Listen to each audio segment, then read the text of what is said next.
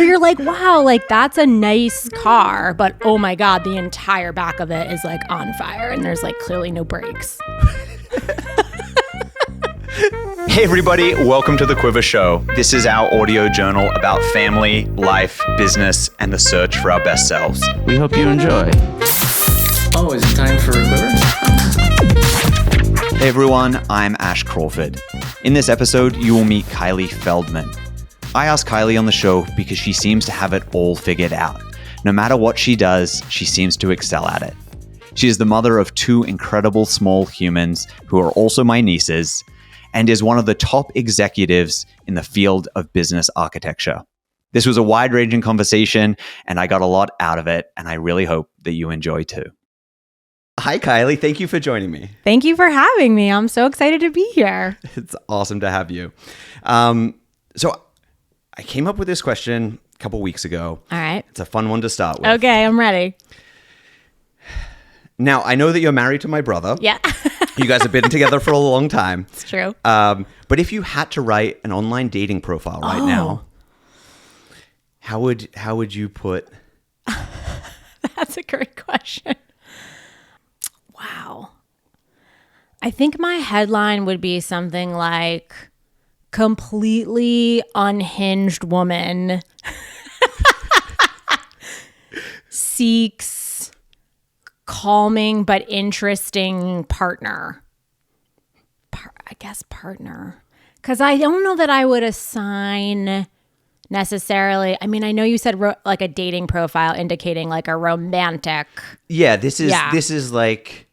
Right. The thing is, it's hard for me to imagine because if anything were to happen in my marriage, I would blow up like the whole county, I think. And so like, I don't know that there would be life after that. All right. I mean, there would be. It would be fine, but it wouldn't be great. Okay. So yeah, unhinged woman seeks like calming but interesting partner would be the headline. I love that. What's the picture you imagine? Like a Porsche on fire, like skidding down the street sideways, where you're like, wow, like that's a nice car, but oh my God, the entire back of it is like on fire and there's like clearly no brakes. That's amazing. And if the person keeps reading, like, all right, great. I love that. That is, it's always fun to see how people answer that. Like, I'm sure it's very telling. Wait, you just got married. I did. If heaven forfend, you needed to create a dating profile, what would your headline be? You know, I don't think that I would put an online dating like, I think that I'm just like out on it. Like, yes. I think that is. That's sort of boycotting the question. No, but I'm with you. It's like, yeah. I think that, I don't know, but I keep meeting people that are like, oh yeah, we did meet on Tinder, or like it was I know. Like it happens a lot. So, I think it would be something about like, I really love to travel, and so like finding commonalities. It's just like I drink a lot of coffee, and like I'm at the age now where I'm like trying to weed out all relationships in my life to people that are on a similar sort of self-development journey where they're like trying to work on themselves or are just like open to new ideas. So like phrasing it somewhere along those lines. Yeah. Just like, it would probably just say, I'm in therapy. Message me if you've also been in therapy for 3+ years. Right. And are still in therapy. Yeah. And like, want to stay in therapy. That's a great line. I think like one of those like a shit test that just like, you must be this high to get on the ride. It's like, I think that's an awesome test. That's it. You must be committed to self-work, some form of therapy. Forever. Yeah. Yeah. I hope we never have to encounter whether to date again or not, unless we get to like redate our partners, which I highly recommend. But I don't think I think I would be all done. I just think I'd be all done. I'd be like, and I am unavailable to ever date again unless I'm going to date my husband. in like version 4.0 of our marriage. Right. So, I mean, Esther Perel says you can have like 4 relationships, 6 relationships in your primary relationship. There's like the relationship you have when you're dating. There's the relationship you have when you're like newly married or newly committed. If you choose to have children, there's like that marriage. Then there's the marriage when the kids are older. Then there's the marriage when they move out or you lose parents or whatever. Like, and I like that idea of many relationships with your same partner. Like you can reinvent the agreement. You can reinvent the relationship. And I think starting fresh with someone else just seems exhausting. And I would probably not do it. Name something you're passionate about. I'm passionate about a lot of things. And so sometimes that's a little bit overwhelming for me. You know, I think things that break my heart are like one side of the coin is it breaks my heart. The other side of the coin is that I'm like deeply passionate about it. So like on a macro level, like I'm deeply brokenhearted about like the state of our earth, like our climate, the earth, deeply brokenhearted about the way that like we treat children around the world, like food, potable water, that type of thing. Like tell me anything about like something fucked up happening to animals or kids and I'm like a disaster. So I think the flip side of that is those are like areas of passion, but also areas that are really scary. And I have the privilege of being able to like ignore them. I think on a social level, like I'm really passionate about anti-racism and really passionate about learning that and like learning what that is and how that's evolving and changing. And that's deeply humbling and, you know, a wild, circuitous like journey that I am, you know, early on.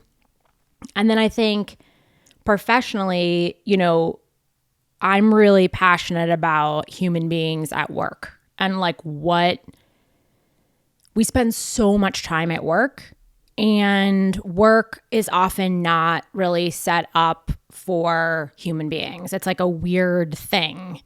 And I'm really passionate about figuring out how do you unleash people's true selves and their superpowers in a professional environment. Like how do you get the things out of the way that stop somebody from being able to bring their most creative or most analytical or whatever their like superpower is? Like how do we remove those barriers so they can come to work or log into work or whatever, do the amazing thing that they're super good at and then be done. So that was a long answer to a short question. No, it was good. That's how it goes. And it really leads into like this bigger idea that I've been asking people about and really curious about is what is the change you would like to see in the world? God. I mean, there's so many, but like, is there one across the work environment that you participate in, or is there one this can be as macro as we can look at it, like? Yeah. I mean, I think if I could wish one thing on the world or for the world, I think for human beings to be able to be like present from sort of a place of like true self, right? So when I think about the things in the world that break my heart, right, whether it's hunger, whether it's some sort of abuse, whether it's some sort of like climate catastrophe, one of the things I feel really confident about is that where human intervention has exasperated something or accelerated something, like that is not somebody's true self. Like the capitalistic machine that makes potable water unavailable in places where it should be, like that was not a human being's true self-driven decision. Like that was a fucking part or a series of greedy, scarce. I don't know what was at play, but like, I don't believe that people are inherently bad. I think people are have access to an inherently like true present self that is like quote unquote good. And so when I think about God, like what if every person on the planet was able to sort of like tap into whatever it's like their true intuition or their like higher self or like whatever the words are, like, whoa, what would that do? What would that do? Because the way that I would interact with you, if I was in a fully present state and you were in a fully present state all the time, which is really hard, but like that would change the way we drive. It would change the way I encounter you in the grocery store. It would change the way I spend money, what I donate to, how I treat the earth, how I live, how I eat. Like it would change it. I think it would change everything.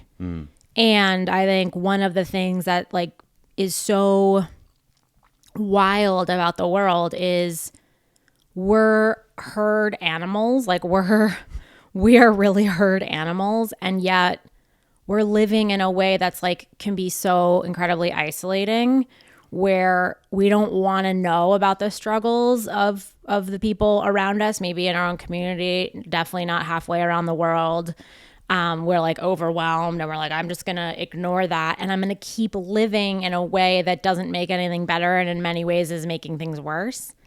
And I just don't think that people, if they were really like sort of tapped into a sense of their selves or their higher selves, like I just don't think people would keep doing that. So I guess that would be my wish, that like people could really, really tap in, have the luxury, the fortitude, and the nourishment needed to get to a place of like true self.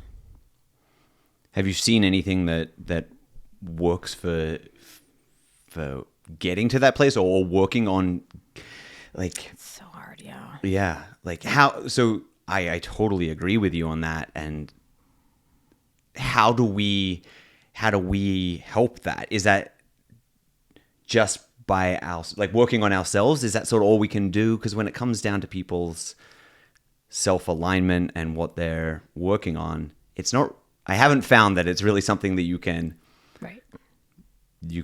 teach or share. It's right. You have to like model it and do it. Yeah. I mean, I think what's hard, I haven't seen anything. And I think what's hard when I think about like, okay, well, I'm going to live this way, or I'm going to try to live this way and model this and then help the people around me see this. It doesn't feel like it's enough action. Like I'm like, well, me living in a place of self as like an incredibly privileged white lady, is not going to help bring like food insecurity to an end in my like community, right? Like I have to do more than just be like, oh, thoughts and prayers. Like, no, not thoughts and prayers. So I don't really know. I know that like modeling it and trying to live it is sort of the minimum. And then I think trying to find the things that each of us can do that aligns with that are action oriented. Like, so for me, thinking about food scarcity or food insecurity in the local community is something that feels very aligned to like my true self. Or, where I want my kids to go to school, or how I want my interactions to be in my family environment. Like those are things that have an action step to them where I choose to like donate money. But I don't know. I mean, no, I don't know. It's fuck, I don't know. Yeah, it's it's something I've been thinking about. Like, how do we make positive changes in the world? And it's like, all of the things that you have control over, the way you interact with other people, and totally, and that comes from working on yourself, I believe. And it's hard too, because I think like there's a part of me that's like, it's too far gone. Like we're too far gone.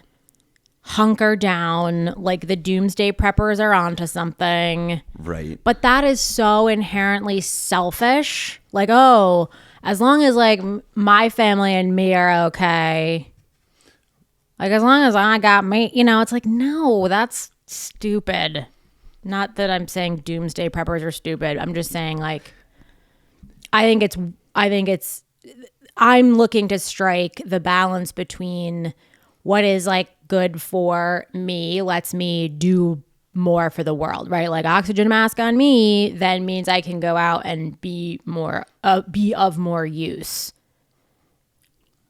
Sometimes I think it's too late, but that I think is a selfish and like inherently privileged thing to say, because most people don't have the option to say it's too late, I'm opting out, I'm just gonna hunker down. I can say it. Right. Yeah.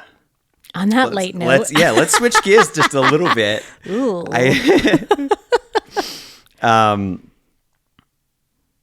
What do you do to unwind, or a guilty pleasure of yours? Oh, there are many. I drink a lot.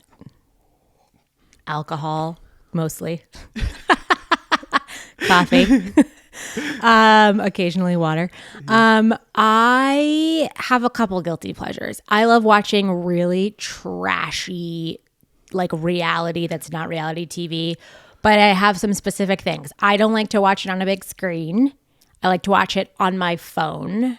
Oh. Yeah. And I like to carry it around with me as I'm doing things like laundry or dishes or like getting ready for the day, like putting on makeup or whatever. So I love that. I also really enjoy painting my nails, and I'm really quite good at it. And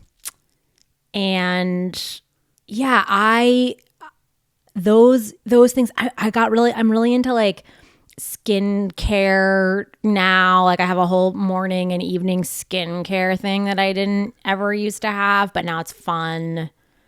So stuff like that. Mostly things I can do by myself. That's awesome. My guilty pleasure is being alone. Well, I just had an idea that's too late. I was like, I've been thinking about painting my nails. Yes. And I was like, that could have been such a fun thing to do. Like you could have been painting my nails. Yes, during the conversation. You would have had to come to the house because I have a whole like nail polish array that you would like pick your color, or you could pick a design. You've got the whole... I've got the whole thing. All right. Yeah, you could... The next time. Yeah. We'll do that. I'm in for that. I think that would be a great... Yeah, that'd be a great little... We could do like a 5-minute promo that you could like chop that up and put that out on the interweb. Yeah. I think people want to see it. I want to see it. That was for me. Yeah. All right. I'm gonna call you on that. All right. I would love to. That would be so much fun. You're gonna get like Quivr blue. Yeah, I have it. Yeah. I have all the colors. I have all the colors of the rainbow. That's awesome. All right. I guess let's talk a little bit about what you do in your professional life. How do you like to describe what you do? Well, I don't like to describe what I do because I'm not good at it. My title or my discipline is called business architecture. That's my discipline. My title at work is head of business architecture and continuous improvement. Continuous improvement, also sometimes called process architecture, but think like Lean, Toyota Way, Shingo, like very much about human beings in process to deliver value. Business architecture is hard to articulate. It's primarily described as the translation or distiller of strategy into what can be executed on. In the last couple of years, though, what I've noticed is that the way I spend my time with that title is listening to lots of different voices within an organization and figuring out that my brain does a thing where basically I can take all the disparate pieces, put them together into like one very simple picture. And in the transparency of that simple picture, the misalignments are very clear in an objective way. So it's not shaming or, it's not blamey. And then the leaders and decision makers and people who are, have jurisdiction over those areas can like put those things back into alignment. And, you know, I joke like that I'm a business alchemist or like, because I don't know actually that what I'm doing anymore is technically business architecture. I mean, that's a field that's evolving very rapidly and a tool set that's evolving very rapidly. And sometimes I evolve it and sometimes someone else evolves it. But, you know, as a practitioner, there are moments when I'm like, I have come so far from, like, I'm so far afield from like the core foundation of this methodology or this discipline. Like, God, am I even still connected to it, or am I like off way out in left field? And, you know, it's a question like that I think about a lot. So yeah, I'm a business architect technically and by trade, I guess. And I'm, yeah, I don't know. I should be able to answer that more succinctly. How would your husband describe your job and what you do? I mean, he tried to give me this answer as like prep for the interview. He was like, don't say. And then he gave me like a whole list of things not to say, which is all I can think about right now. Like what he told me not to say. I think he would say, yeah, that I like find that I find like the red thread or the pattern in the chaos, like in the parts that are disparate and in the dissonance and the whatever, that like I can very quickly make sense of all of the pieces and create something holistic. Yeah. I don't know. This has become like a little bit of a crisis because I can't really describe it. I don't think that's good. Well, you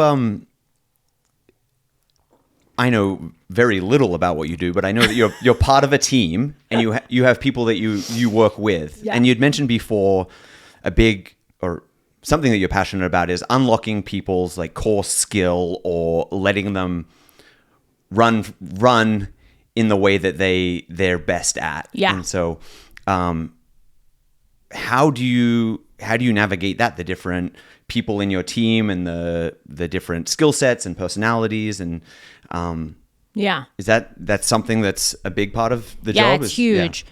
I mean, I think that most of my interactions, so I work in a very large, complicated and hierarchical organization. And so for me, when I am talking to leaders, meaning people who are like on the executive leadership team or the senior leadership team, like what I'm trying to understand from them is what are they worried about? What are they really good at? And if I can kind of figure that out and then understand what their vision is and where the gaps in their vision are, because very few people have a complete vision. And I think that's one of those like taboo business things. It's like you're supposed to show up as a leader with like a complete vision, a complete strategy, a complete execution plan. You're supposed to like know it all. And no one does. And when they do those like CEO surveys and 85% of CEOs say like my number one fear is getting found out as a fraud, like that in my experience has absolutely been the case. That like the higher in the organization the leader is, usually the more insecure they are about like, holy shit, who gave me this job? Am I qualified? I don't know what to do. And the best leaders admit that and then try to surround themselves with like a really high performing team and work really collaboratively. And the worst leaders, you know, take a sort of command and control style, which actually further isolates them, and they're lonelier and lonelier and lonelier. No sounding board, no trusted partners. And then they isolate and the organization spins further and further away from them. Right. So their fear essentially comes true, which is now you're at the top of the organization. You don't know what the fuck's going on because no one's telling you anything because you're so isolated and disconnected because you were afraid that people would find out that you were a fraud. But if you say like, oh my God, I need help and I need a leadership team that's going to help me, now you can actually start to really make amazing strides. So like really good leaders will say things like, hey, I like to be the stupidest person in the room. I want everybody who works for me to be smarter than I am, right? Like we've all heard that. Or I'm an expert at finding experts. Like one of my favorite bosses was like, I am a generalist, but I am so good at finding people who have a superpower and hiring them and getting them to do their superpower. So for me at work, like if I can understand where a leader is cognizant of their gaps, then my job is to sort of take away or relieve them of the things that are distracting. So let's say you're a real visionary leader and you're like, I see the mountaintop.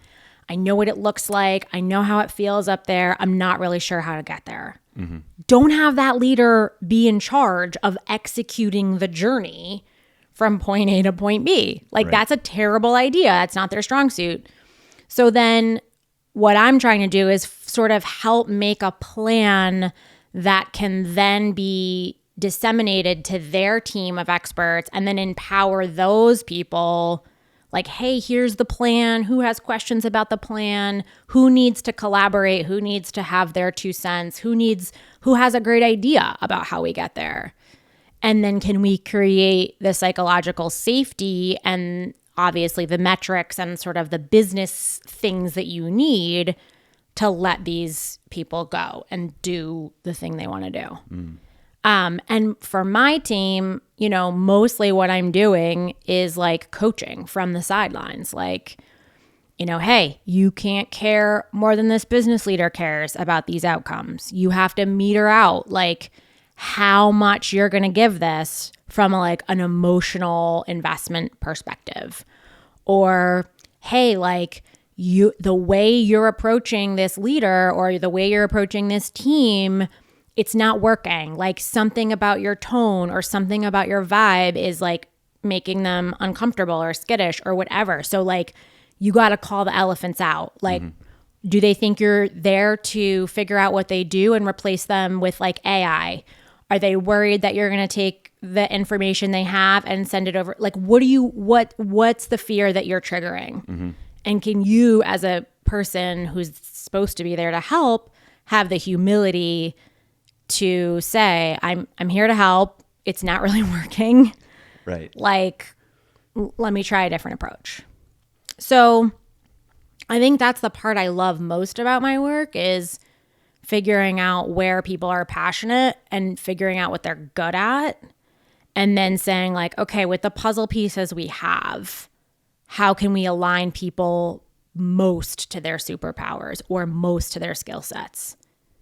And then let it play. Get out of the way. Like if I've done my job well, people have no idea I was there. And when people at work, if you ask them like, what does Kylie do? They're like, I don't know. Just sort of, I call her, I call the team when I like need, when something's not quite right, or, sometimes they call me when something's on fire, but more times now they call me and sort of are like, it's just not, doesn't feel right. Something's not right. And we sort of come in and then quietly fade into the background as they, are off. And that's probably not great for my branding. Like I should probably be like, brought to you by business architecture, so that they could be like, oh, what she does is business architecture. But since I can't describe it, they can't describe it either, I'm sure. No, that all makes total sense. And it's cool because it's very different than my experience in the business world. I work with very small teams. Yeah. And so it's interesting to hear about that journey and that way of working, and it's really cool. I'm curious about it. It's a fun gig, and I think like people say like, how do I know if I need a business architect? And it's like, well, if you are a leader of any size company and you're like, I have been pouring resources into my vision or into these outcomes and I'm not getting them and I don't know why. Like that's when you call a business architect. Like what's the blueprint of our business? Why is it, what doesn't feel right? And you can take it from an interior design perspective. Hey, something doesn't feel right about the business.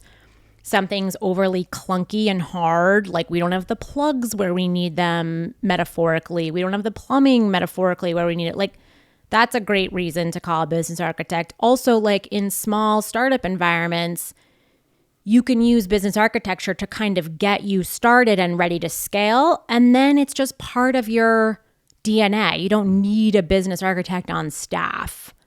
Right. Big companies usually need a business architect on staff because they have people producing really beautiful strategies. I mean, there are amazing slide decks I have seen that are stunning to look at. Nobody knows what that strategy means. They don't know what that means to them when they go back to their desk or back to their work day. They don't know how that strategy should inform the calendar of meetings, what meetings to accept, what meetings not to expect. They don't know how the strategy should inform trade-off decisions. Mm-hmm.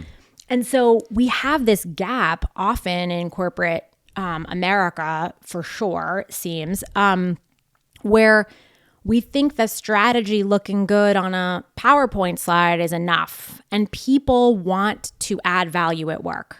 Mm-hmm.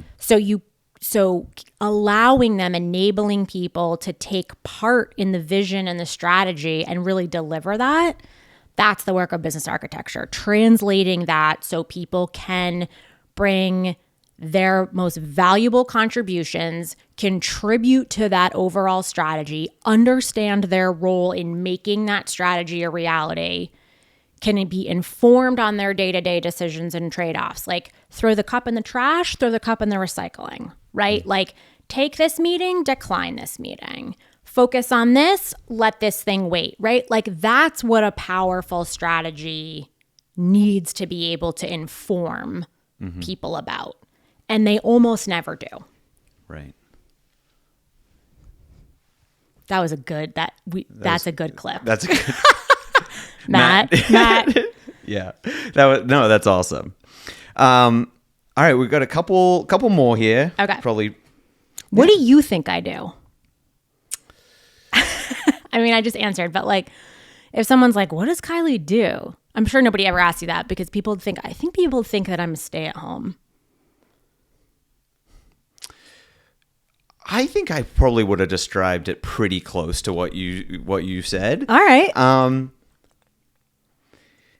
When I think of what you do and having known you for the past how long have we known 18 years, the word that comes to mind is linchpin. Thanks. It's just that there is different sections of any organization or idea or something that a group of people working together towards something. There's the different parts. There's labor and there's executive, and there's the linchpin that keeps it all together and keeps everybody on track, like having their work valued as well as being everyone on the same page. And just like without that linchpin, right, the whole thing falls apart. Right. And it's sometimes it's hard to describe what the linchpin does. Sometimes it's really easy. It's right. Like there's so many roles in lots of different jobs that someday you clean toilets in a cafe, sometimes you make lattes. Yeah. And so it's like there's a linchpin. And so that's how I would have described you. That's good. Seth Godin, is Seth Godin listening? He wrote the book Linchpin. He did. Very good book. Haven't read it in a while, actually. I should see if it stands the test of time. I've really enjoyed his writing over the years. I think Me too. It resonates with how I like to learn and digest information. I think that I admire his conviction in his beliefs. It's like he's very self-assured in his opinions. Yeah. And I don't agree with all of them, but like it's fun to listen to somebody with that much conviction or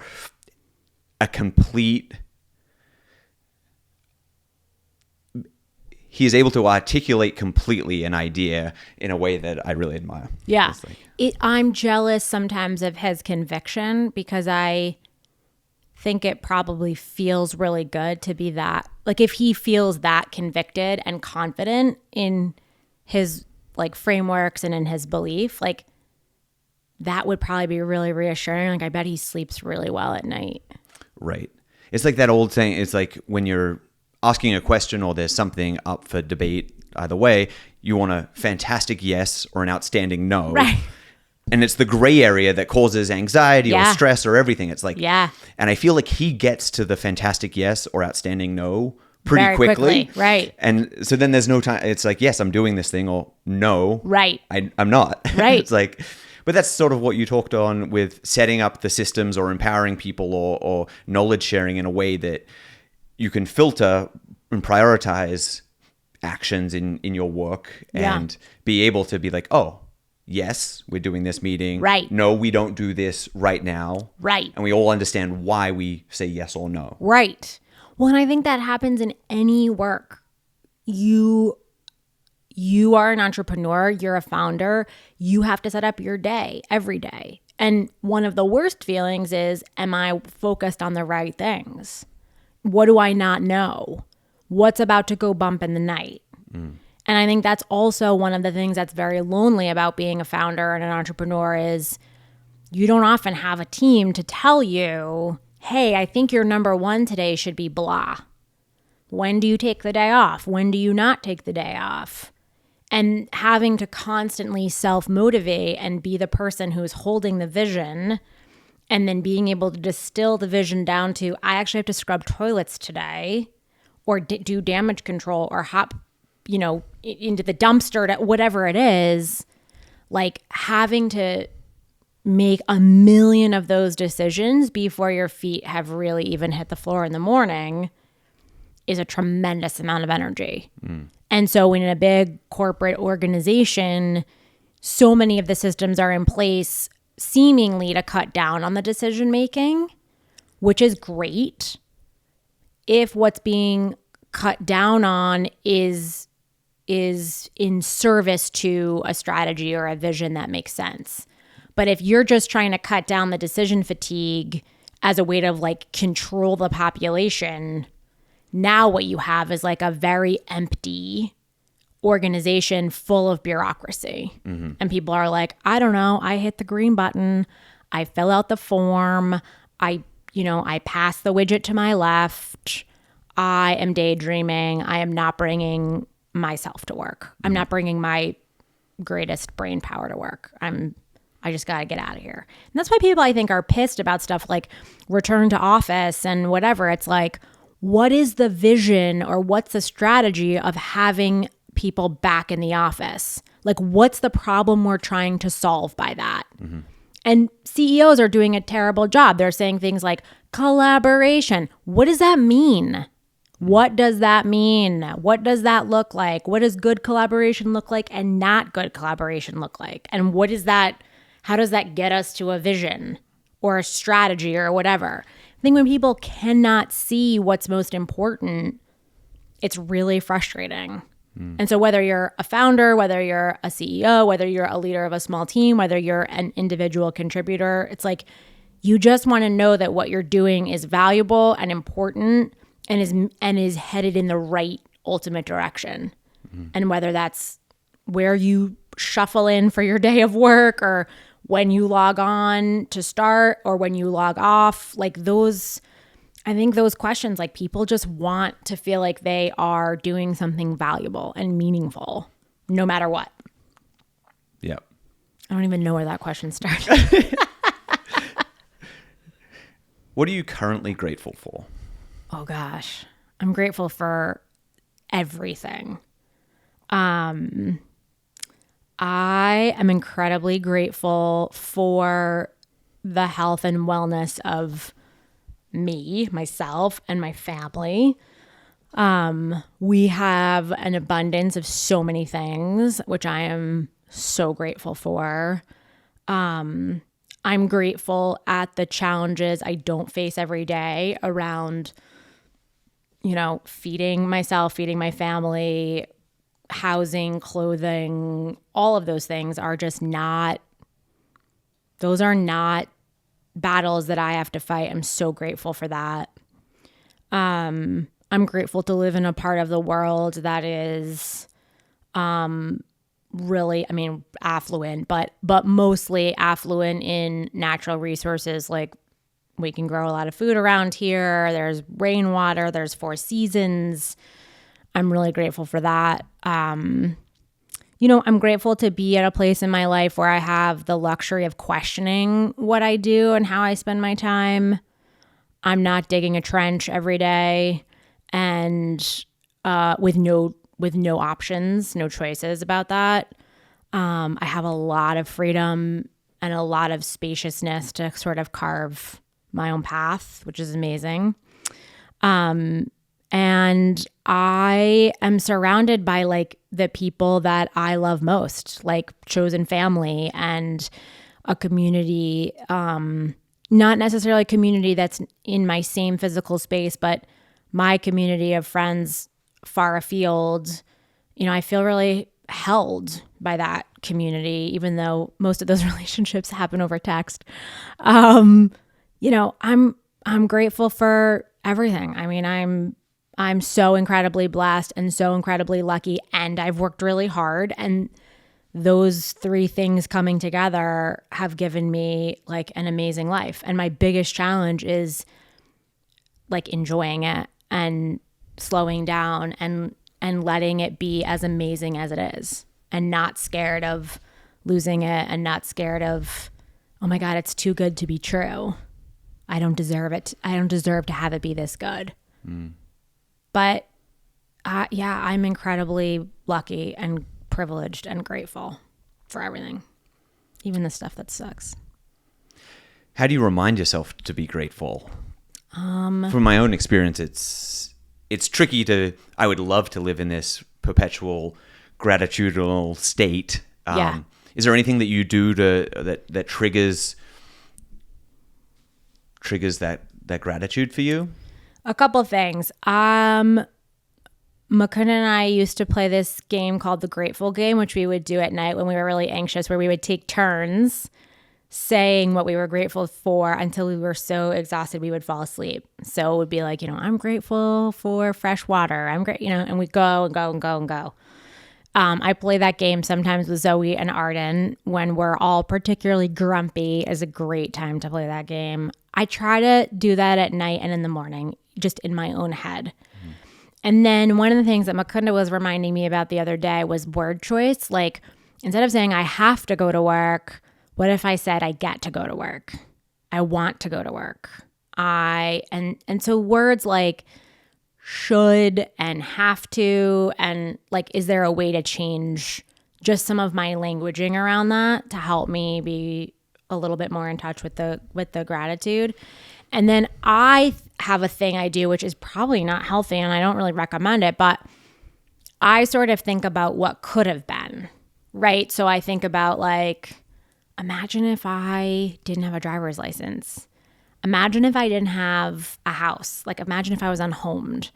Imagine if I didn't have any clothes because couldn't afford them, whatever, if everything burned in a fire. Imagine not being able to feed myself or my kids. And that is deeply saddening, and I don't think it's necessarily a great way to go. But it does offer an amount of context and perspective. And one of the things that happens to me when I get spun out is I will fixate on something that doesn't go well, at work or an interaction with a friend or something, and I will lose sight of all the good that's happening and think like, oh my God, this is so terrible. And so sometimes playing that really forceful game of like, imagine if I, didn't have food, didn't have water, sometimes that helps. Quickly gets to the recognition that you do and how grateful we are for, Yeah. I mean, the world is a heartbreaking and amazingly beautiful and compelling place. And life is that way too.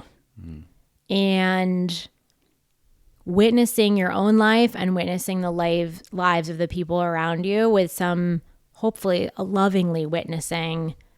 I think like that's the real work of being a human. And it's not easy. I mean, letting people suffer or witnessing their suffering and holding space for that, and then obviously taking some amount of action, depending on the situation, like I don't know, that's hard for me. Yeah. That's always a challenge. But I think in the witnessing comes the spaciousness to be present, comes the spaciousness to be grateful. And one of the things there's this really interesting study. I think it's it's probably 12 or 15 years old now, but basically this woman, I think she was like in the Netherlands, a scientist in the Netherlands, she started mapping the brain compassion versus empathy. So like my whole life, I was sort of trained to be empathetic. Right. And the idea that, someone tells you a sad story and you cry as they tell you, or, someone tells you, they've lost a loved one, you're like, oh my God, I'm so sorry. And basically the mapping in the brain for empathy is hitting centers of the brain where pain is received. And so what actually empathy seems to do is you center yourself in that other person's story. So what if my dad died? What if I was dumped? Whatever the thing is. And actually you are not holding that other person's worldview. You're actually centering yourself emotionally and like crying as if it were you, which not that helpful. Compassion, on the other hand, seems to go through the same centers of the brain where things like love and joy and connection light up. And the idea with compassion, as I understand, and I'm like butchering this woman's study, I'm sure, is that basically like in compassion, I am listening to you with like love in my heart for you as a human being. And I'm actually fully present and I'm not thinking about myself. I'm just listening to you and tracking what you're saying, and sort of the output is this sort of loving presence. And I am fascinated by that because most of my life I thought that empathy was a superpower of mine. Like I could read a room and I could figure out what somebody needed, and I was really good at that. And I was reading, my therapist actually told me about this study, and I was like starting to read about it. And then she asked this question. She said, what do you think has to happen to a kid to make them think they need to be constantly tracking the emotions in a room? And I was like, oh, fuck. That is dark. I actually thought this was a good thing, that I was constantly like trolling and like testing and feeling for how do the adults in my life feel or the kids in my life. Like, oh my God, that's actually really fucked up. Right? Yeah. Like, holy shit. Empathy, not as great as I thought. A learned response, an exhausting learned response. Right. And as I would imagine that learning compassion as a child, maybe that's a difficult thing. That seems like if I'm going to consciously hold space for another human, yeah, maybe that's a job for an adult. Like if you're a kid, right, that's not necessarily your job or one of your MOs just yet. Right. So if like the default, right, if they're very similar, it's like you can see how like I know I wasn't compassionate as a small human. Me either. Right? But like Yeah. I can recognize in myself times where I did similar things to you, and so surveying a room and gauging where people are at when like, oh, Yeah. we're sad right now, we're angry, like Yeah. like I can live in this with you because I'm mirroring. Yeah. Doesn't seem like that's super helpful. No. Well, and the thing is, I think we get rewarded for it, right? Because like you can read a room and you're like, this person needs a snack. This person needs wine. What can I get this person, right? Like, so you're amazing at every party and people want you around because you can mirror what they need, or you can be a chameleon for what the room is. You know when to show up as like funny, humble, serious, academic. Like, you know how to do that. And so I think we probably have been rewarded over and over and over, right? Because people want to have us around, or like, you're, you know, it's so great, whatever. And so I feel like I got trained, and then it got reinforced and reinforced and reinforced. Like, oh, this is how people want me to be.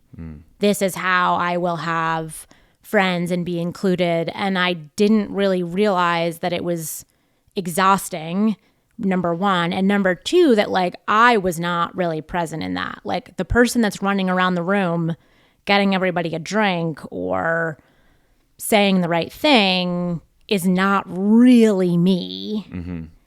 And that the person who is compassionate, and it doesn't mean being not responsive, but it just means like just slowing down, I think, and not centering like, well, what does this person's emotions mean to me? Like, it's none of my business what it means to me. Like that's this person's emotions. And I think with kids, what's really interesting is like with Zoe and Arden, like, you know, not fixing their emotions when they're high or low has been a living practice, right? To say like, wow, I see you and I have compassion that you're struggling or whatever.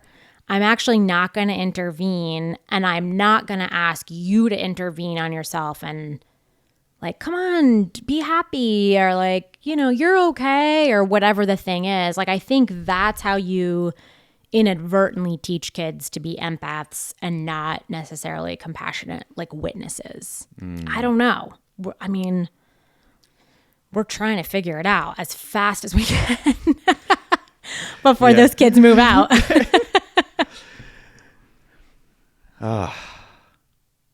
Sometimes I like to bucket areas of life into 4 areas, right? Okay. So if we think of work, family, your relationships, and yourself Okay. as the 4 major areas that we can Work, family, yourself, and relationships. Yeah. Okay.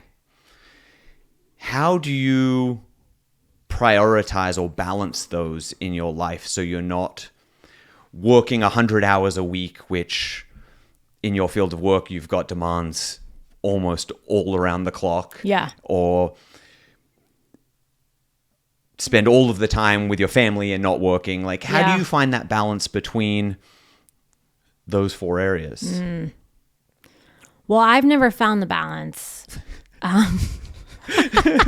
So let me know if anyone comes on the podcast and says that they did, because I would like to know how. I mean, I think it's a juggle, right? So there are times in my day where I am primarily a parent, and sometimes that happens when I'm at work. There are times when I am primarily an employee, and sometimes that happens when I'm at home or on a date or whatever.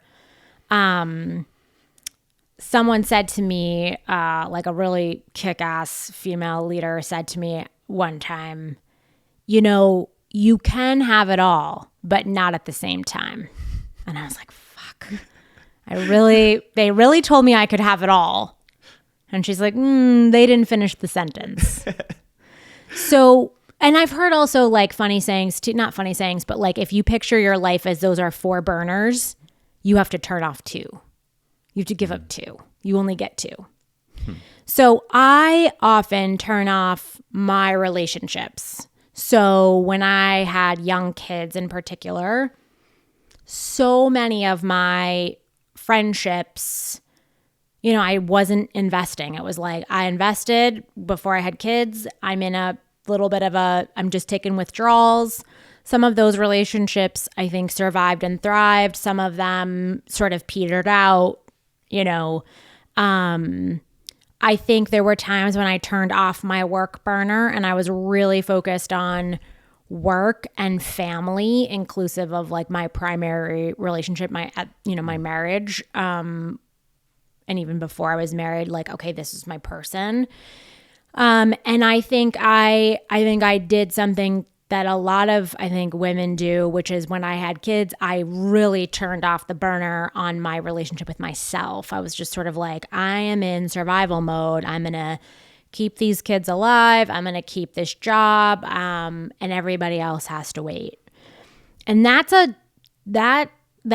was true for a time. I think the thing that I didn't do in my juggling act was it's taken me a while to realize when those needs have changed. So for example, like my children can wake up and make their own breakfast. It took me a while to figure that out. Like that the routine I had in the morning for caring for a 1 and a 3-year-old could look different for a 5 and a 7-year-old. And it sounds really stupid. Like but you go into this automatic kind of pilot thing.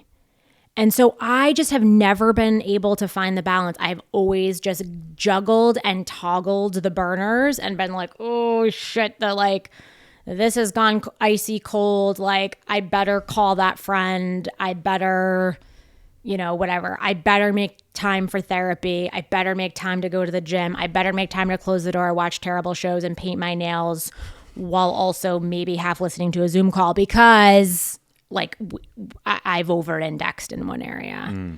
And, I say that as like an incredibly privileged white woman. Like I look at my colleagues of color, like particularly women of color, and that idea of like being able to focus on themselves is like not even a fucking option. It's like, nope, because I am working triply hard at work to get 60% of that pay, and I'm working triply hard at home. I don't think triply is a word, but like I'm working 3 times as hard at home to create a family community, keep those home fires burning, and the relationships that are beyond the things that sustain the family or make it possible for me to go to work are just like out of the question. And like a gym and self-care, I hope that like I don't think that means more than I maybe get to sleep.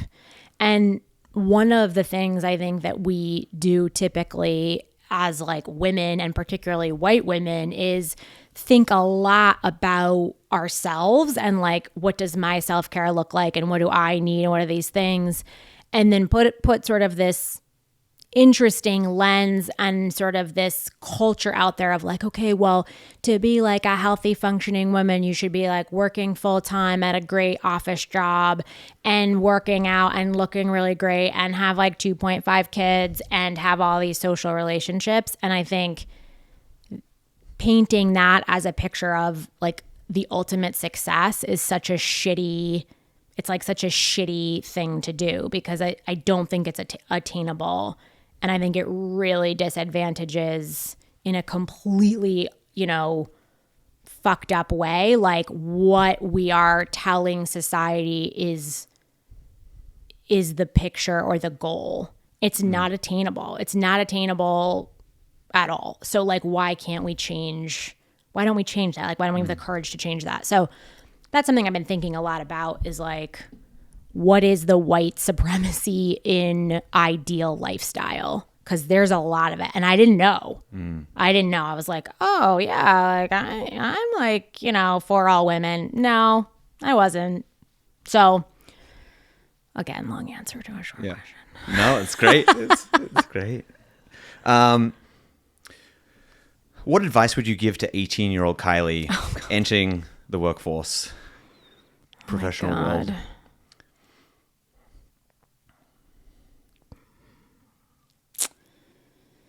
I think, like slow your roll. At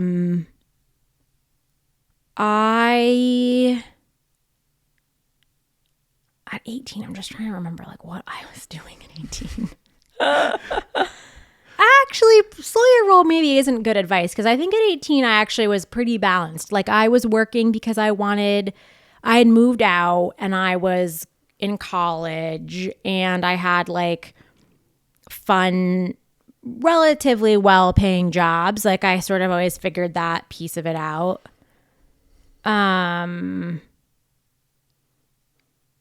So let's say entering the professional world. Oh, yeah. A little later on when you sort of started your professional career that you're a part of now. Is there any?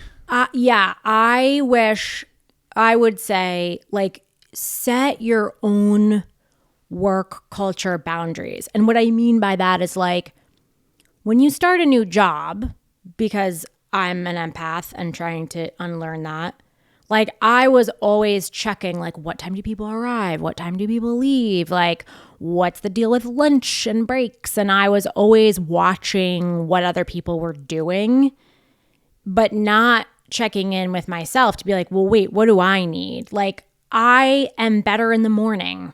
I would rather start my workday early and leave early. I'm more productive earlier in the day.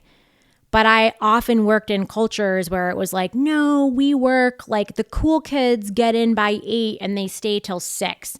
I'm fucking useless after 3. Like I'm not doing anything productive. I'm like wasting time. Writing an email takes me 45 minutes. You know, like it's stupid. I should be getting up at 3, leaving for the day, going to get my kid, whatever. So I wish I had... And I would tell myself now, like, figure out what works and then just claim it and let people tell you, hey, that doesn't work for our office or our company or what we need. And to this day, when I think about like switching jobs or if I were to go to a different company, like I have this like palpable fear of like, well, what if their culture is weird about like, you're supposed to answer emails while you're on vacation? Or like, what if they think I should be answering Slack messages at 9 at night? And then there's like the grown-up part of me that's like, who gives a fuck? Like, you don't have to assimilate to that culture in order to be successful. Like, you're there to do a job and add value. And in the interview process, be interviewing them about like, if they think that productivity and value contribution is dictated by how often your Slack thing is green, like you probably don't want to work there or work for that leader. And I wish, and I'm still trying to learn that like to this day as a grown-up, that like I'm allowed to dictate that for myself and hold that boundary and be like, yeah, this is how I work. And like, yeah, like stop me if that doesn't work for this company or this doesn't work for my boss or whatever. And it's still hard. But I wish I had done that and practiced that from the beginning. And I sort of think Gen Z is doing that. I don't know. I watch a lot of TikTok now. And it seems like the generation that's like just graduating college or going into college is very like, yeah, I'm going to live in an apartment with like 12 other people because I don't want to work more than 12 hours a week because that's what works for me. And I applaud it. Like, good for you. Yeah. That's not how I have approached my work. But like, if that is what meets your needs and like aligns with your values, like that's amazing. Meanwhile, I'm like, I have to log in and make sure my Slack is green and answer these emails. It's stupid. It's dumb. How and why are you optimistic about the future? Oh, God, I'm not. No, just kidding. I'm optimistic about the future because I have to be. Because when I decided to have children, that was the equivalent of me putting all of my chips in on the world. Before I had kids, leaning out and being like, yeah, nah, like that felt possible. But I think having children, and I'm not a proponent of everyone having children, and I think being child-free is amazing and a great way to be in the world. For me personally, having children was saying like, I am all in on the world. I believe that the world can be a big, beautiful, wonderful place ultimately. And that my children and hopefully everybody else's children, that like we're going to love them and care for them in such a way that they will be empowered and enabled to make the world better. And so there's like that cheesy song, like, I believe the children are our future. And in some ways that's a cop-out, right? Like, you can't hand somebody an absolute screaming shit show dumpster fire and say, you've got this, you can fix it, which is kind of what the world is right now in many aspects. But I do think that you can empower and enable the people around you, the young people around you, and alongside doing your own work to make the world a better place. So for me, I'm optimistic because I have to be, because I opted fully in. Like, all my chips are in. So sheer force is why I'm optimistic. I don't have a choice. That's awesome. So you know me pretty well. Yeah. You know where I'm at in life, in my work life, sort of obliquely, and my personal life. What book should I read next? Your own journal. Whoa. Probably. Read it back. Yeah. Interesting. Yeah. Like any ones that you can find. All right. I would go back and read them. Cool. I love that. Yeah. I think, you know, I love your, like, you are so curious. It's like one of my favorite things about you is that, like, you're so deeply and genuinely curious. And my dad is this way too. Like, you can talk to anyone, you can strike up a conversation with anyone. I don't think it's always a part. I think you in of yourself are genuinely curious about other people and like how things work. I think that you are probably able to gather endlessly and seek information endlessly.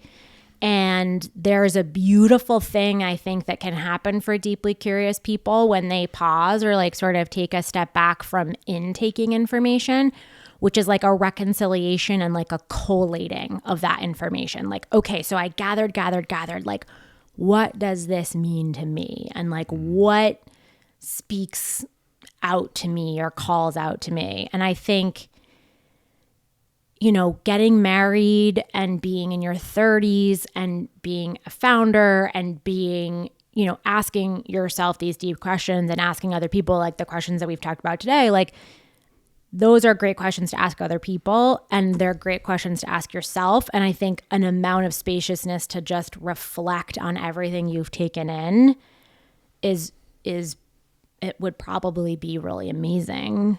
And you would probably, I imagine that you would kind of learn a lot. And in many ways, like, I imagine some themes might emerge. So go back and read all your old journals. Start at the beginning, the oldest one you have, and then read forward. I like that answer. That's very different than. I should have said something. I should have like plugged, like I should have plugged like a business book. Do you remember the first book you ever bought me? I think it was probably something really fucked up, like how to date or the game. Awful. I think it was the top 100 pickup lines. Oh God, that's so terrible. But in fairness to me, I think I was thinking about this on the car ride over. Were you 17 when I first met you? Yes. Okay. Yep. So when you were 17, you were super skinny and like really awkward. You ate like 4 foods and you were like ready to bloom. And you were in a way shy, but not. So in defense of me, I think that book was great. It was that book was not the greatest book that I've ever read. No. But what was really cool about that was it did spark a curiosity for me in psychology and how like social dynamics and the way conversations could go. And I got really curious and read a lot about social dynamics, and I found some other really great authors like Rob Young, and then I stepped into some of Seth Godin's early work, and it was definitely like the first domino, and I was like, this isn't it. Right. No. But there is a bigger idea behind this. Right. About how I can show up in the world, how I can communicate. Because I think that I was always very in my head and I had a lot to say, but I never knew how to say it or how to listen. Right. And so that book definitely sparked, I was like, oh, okay, this is a skill I can learn how to listen. God. And so that was, But yeah. how do you read about that type of stuff and not like then act it out, right? Like how do you, or like do you find yourself, because you could read that, like The Game or The Art of Seduction or those things, and like you could digest that and then you could act that in every conversation, right? Like I think, and I did. Yeah. I created a game with a couple of my friends where we would go to the mall Okay. and we had a point system where we tried to high five strangers to get out of our comfort zone. And it's like, we got, what was it? 1 point for high fiving a girl. We got 3 points if she was with her boyfriend. We got like 10 points if we high five somebody who was like working at like an ice cream store or the coffee shop, and Right. like, and so we like created this points system where it was just getting out of our comfort zone to be able to interact with people. And so I used to practice talking with people, and Right. I think that's why I loved getting into bartending and just getting to have lots of conversations with lots of different people from all over the But how world. much of that is you acting, do you think? I think a lot of it when I first started. Yeah. That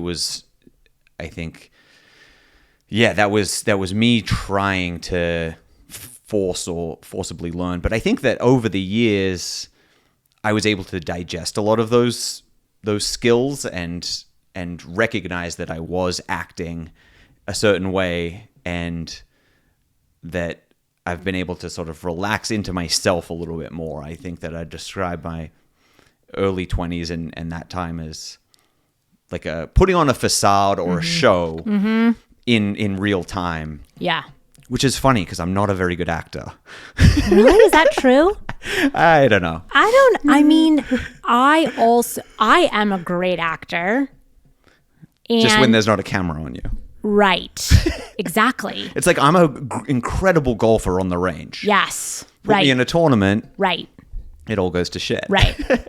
I think that that's one of the things about like when you grow up, when you're trained to be an empath as a child, and then you grow up and then you learn that like you can be the best bartender because here's what people want at the bar, right? Like you are reading the individual that comes in or the couple that comes in, and you're like, I am financially incentivized to blow these people away and be exactly what they want me to be.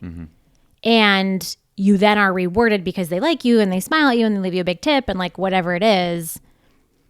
And then it's like, how do you make sure that you're just not always doing that you're not always on? And I think that's like, that is a challenge because you can just turn it on, right? Like you can just turn it on and you be like, I got to go to this party or I got to go to this event, or like, you know, when you have business interactions with people and you know what they want from you, you know how they want you to show up. So like, okay, you turn it on for that event or that work day or that thing or that whatever. But then like, when do you turn it off and go out in the world, or do you?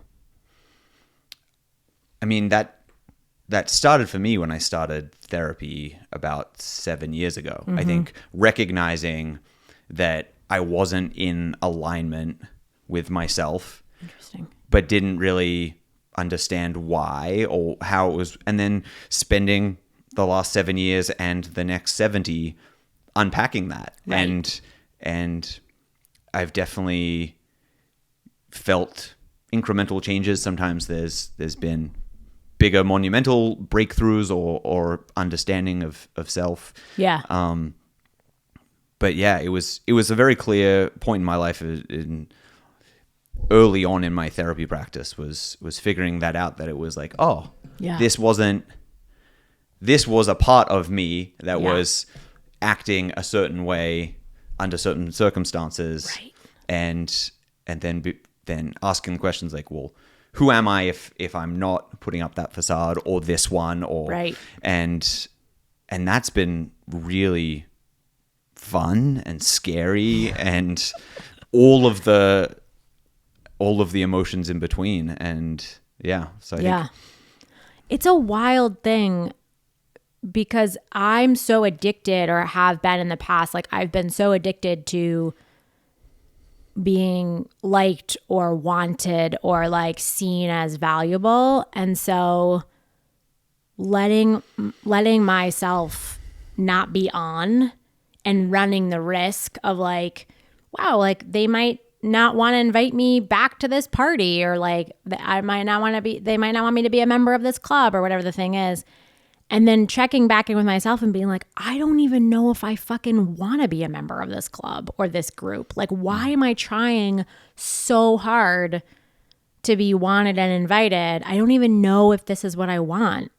And then being burdened, like, oh, fuck, they invited me back. You know, there's that great saying, like, I don't want to be a member of any club that would have me, you know, like, and I think about, like, I think the pandemic was an awesome pause for people probably like us who are quite extroverted in certain situations. Like, because when I didn't have to do it, I didn't have to like rise to the social occasion. I was like, oh my God, I don't miss any of this. I don't miss any of the work dinners and the networking events and the like, gotta show up. It's like, I thought I would be going crazy missing that. Friends would check in on me like, oh my God, how are you doing with the pandemic? And I was like, I love this. This is amazing. I'm now a hermit. I think I'm actually an introvert. So. Yeah. I think that's sort of all the questions that I've got. All right, I've you, got some Kylie. questions for you. Yeah, do you have any questions? Let's do for me? rapid fire. Okay. What do you hope to do with this podcast project? I would really love to chat with more people like you that have different ideas and perspectives about all of these areas of life that I'm curious about. I really want to get better at podcasting. I love learning new skills and how to create, host, and produce and put out into the world a show. Yeah. And I'm really, really enjoying it. So I love the learning curve, and I really hope that maybe some of my guests or the conversations that we have, that some people listening have some of the similar questions that I do. I definitely want to have the questions that I ask come from a genuine place of my own curiosity. And if some of the answers or the conversations can help people in some way get curious on their own about whatever, something we talked about today, whether it's therapy, whether it's parenting styles, or it's setting boundaries in the workplace, that would be really, really cool to see that. Awesome. Yeah. If you couldn't be a founder, entrepreneur, what would your job be? What's it? Like, if you couldn't do this for your job, for your life, what would you do? Probably goes back to childhood dreams. I definitely wanted to be like an X Games competitor. Ooh. And do like street skateboarding and street BMX. Awesome. But something changed when I was about 15 or 16, like a self-preservation switch went on. Because I like look back and there's photos of me like doing 20-foot jumps on a dirt bike over flames. Whoa! With like feet off the pedals, or like just because like the older kid dared me to do it. Right. And then something switched and I was like, oh, like it really hurts when I hit the back of the down ramp, or like I don't like my shins being split open constantly. Oh God. So then it would probably be, I'd love to play golf for a living. I loved being an athlete, and yeah. I guess I still consider myself a recreational athlete, and I dabble in a lot of things, but I would have loved to create a life where I got to play sport as my thing. Yeah. You are beloved by your nieces, Zoe and Arden. How do you, what if you could decide how they would like interpret you or describe you, like what would be like your hope? Like how do you hope Arden will describe you when she's like 20 and she's at college and she's like, oh yeah, like my Uncle Ash. And her friend's like, tell me about him. That is a great question. Thank you. I would hope that both of my nieces would describe me as reliable and there if and when they need me. Nice. Like I would show up no matter what, and I'd just be there for them, be present, be able to witness and be compassionate for whatever they were going through. Yeah. And know that they were loved and that it was a safe space. Yeah. That's a great answer. Yeah. Do you have any regrets? You don't have to say what they are, but do you have any? I don't. I think about this a little bit and I feel super fortunate, and in large part to you and Mukunda, that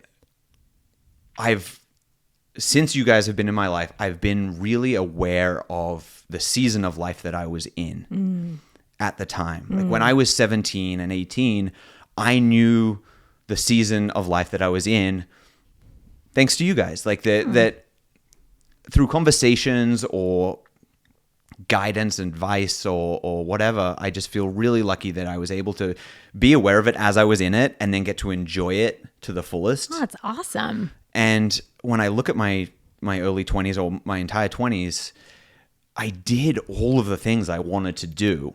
That's awesome. And I knew that it was a special time in my life so it was a weird thing to live through, because I was like, I'm going to go do this dumb thing, or like, I'm going to make stupid decisions or reckless or like financially irresponsible. And I was like, but I can, because I'm a super privileged white guy. Yeah. And I had the luxury to be able to make those mistakes or those missteps or learn in crazy ways. So I don't have any regrets on it. That's awesome. And I feel super fortunate, and I've noticed that a lot of my conversations with either my younger brother, who's early 20s, and even some of our stuff over at the cafe, I'm just like, do the thing. Like, do the thing. Like whatever it is you're curious about, like we're really fortunate where we're living. Yeah. And like, I was like, you've got food, you've got shelter. Like if it all goes to shit, like you're going to be okay. Yeah. And to not take that for granted. Yeah. And, so that's some of my conversations have been going that way. I'm just encouraging to do that. That's the awesome. way that you guys did for me. Oh, thanks. I have one last question. What is your like greatest focus or like greatest priority like in your day-to-day right now? Like what is the North Star of your day-to-day right now? Trying to find my North Star is the main thing I'm focusing on. Like we talked about earlier, trying to set personal boundaries around work and family and myself. And that's a lot of what this podcast has been about in season 1 and definitely in this season 2, trying to figure out that balance, because I do want to have it all. Yeah. I'm aware that it's almost impossible to have it all at the same time. Yeah. And so what do I need to do to protect those areas of my life myself, and finding little practices and little routines? And for me, it's always been some kind of physical workout. Yeah. And the North Star at the moment is making sure I check each of those boxes throughout the week in a way that feels good to me. And sometimes that means I work a lot more than other weeks. Yeah. But it's because it felt good to me Yeah. to push that project through. Yeah. And sometimes I don't work at all for a whole day or two and try not to condemn myself or berate myself for not working and being like, it's okay to sit. Yeah. And for me, somebody who moves so fast and juggles so many things and switches between tasks Yeah. frequently and fast, prioritizing more time for single tasking, Yes. for sitting, I like that single tasking. Yeah. and really trying to dive into doing something with intention and being present. Yeah. That's what I've been focusing on. Nice. Yeah, because I find the more that I can be, I've tried to find, like, how do I be happy? Like I want to be happy. Like, and when you look at the definition of happy, you can't be happy. No, you can't.